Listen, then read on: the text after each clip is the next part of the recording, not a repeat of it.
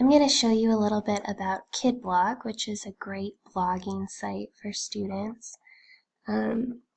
Students would be my audience for this site, and the goal would be to allow them to collaborate with one another, to share their work, to participate in an online discussion setting like we do in our class now. I think there are a lot of benefits to that, and there are tons of different applications in my classroom for kids.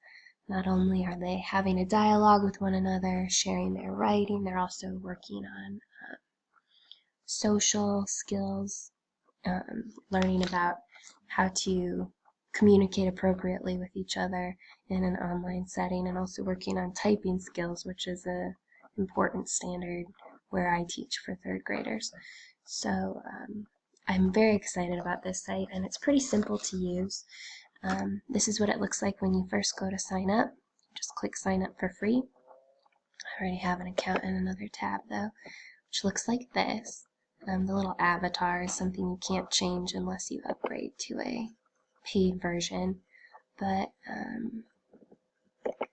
show you the settings. You can see that in the free version I'm allowed 40 accounts, which is plenty for me. If you were a high school teacher, you might need more accounts than that, but there are probably other platforms that might even be better for you in that situation.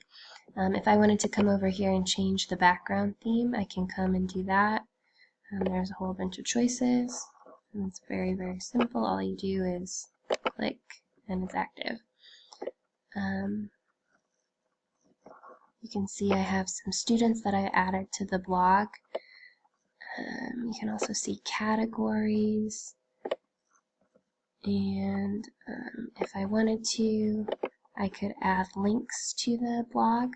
So if maybe I wanted to have students watch a video and then write a response to the video, I can come over here, label the video, give it a name, type in the URL, paste the URL, click add link, and then save. I'm not actually going to do that though. But I created two categories, which are two ways I think I might use this. Reading response, I could have students respond to books that we read. So by creating the categories, when I put a new post in here, it'll be automatically in that place, keeping it really organized. Another thing I thought I might use this for is have students publish their writing, and then be able to share that writing with their peers, and peers could comment on the writing and learn from the students.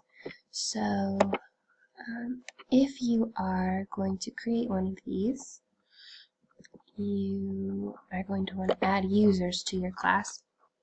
There are a couple different ways to do this. You can do a registration code. So you click on this, it'll give you a code, and then when your students go to the Kidblog site like this, they'll just click on enter your class code, and they'll be able to type in the code that you give them and give themselves a username and type in their own password. And they don't need to come up with any fancy username, since this is all inside of your class. It can just be their own name, making it really easy for them. And if they do have trouble with typing a password that they can't remember, you have access as a teacher to come in and edit their password, give them an email address. So I can come in here and I can change the password for the student. I can also change the way the date and time are displayed if I wanted to. The other way to add students, which is probably the way that I would do it, because I don't really trust my kids to come up with their own passwords, is I can come in here and I could either one at a time write their name and write a password, or I can do a bulk upload and download this little file. I'll come over here, open it, and it just gives me a template that I can type over top of. Then I'd be able to save that file and upload it here, or I can just drag it right in. Very simple way to do that in bulk. And then if I got a new student in the middle of the year, I would just add them one at a time. Something I love about this site is how private it is. So I can monitor who will see students' posts when they publish it. Right now it's set that I will see it, class members can see it, and if I wanted to, can link up with some other Kidblog users. That's who the connections are. So maybe there's another teacher in the building who uses this, maybe even a co-teacher, so the other third grade students in the school, we could link it that way. And then I can decide if a student's post is just automatically visible to these audiences, or if I need to view the post first and approve it. Right now I have it set that I would need to approve it for students in another class to see, but not within our own class. And I have it set so that this is totally private. These are posts, but coming down here I can also set it so if they're going to comment on somebody else's post, I can approve that before it's visible. And I do have this set as approval required, just so I can make sure that students are being kind and positive and helpful when they reply to somebody else's work, since they have not had practice with this before. I think it's a good teaching tool and a good way to kind of prepare them for the world when they don't have those settings and they can just say what they want. Categories. I think I mentioned earlier I created these 2 categories.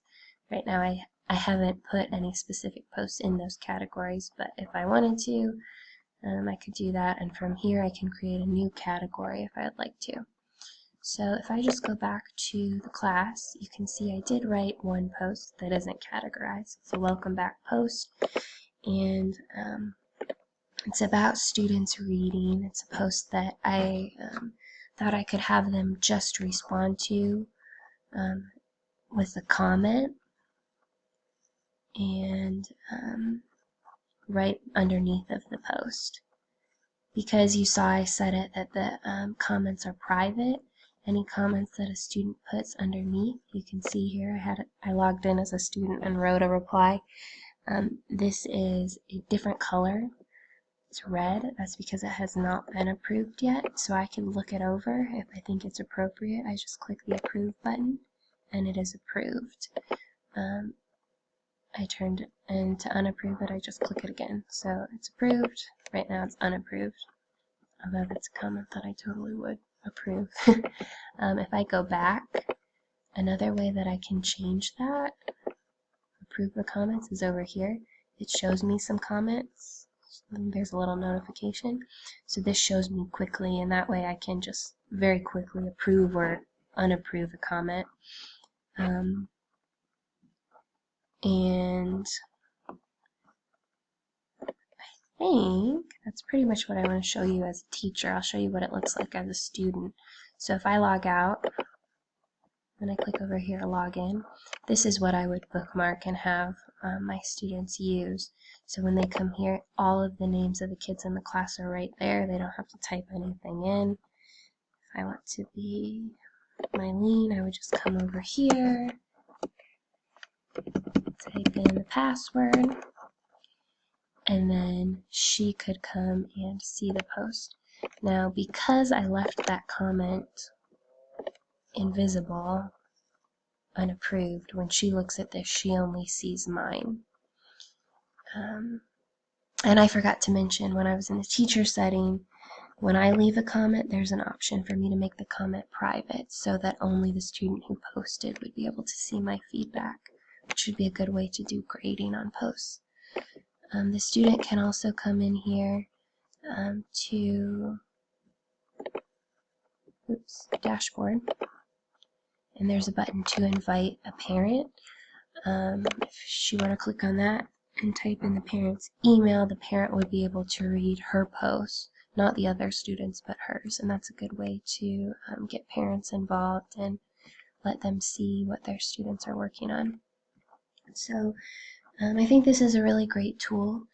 I feel that it meets this ISTE standard 1D model collaborative knowledge construction by engaging in learning with students, colleagues, and others in face-to-face and virtual environments.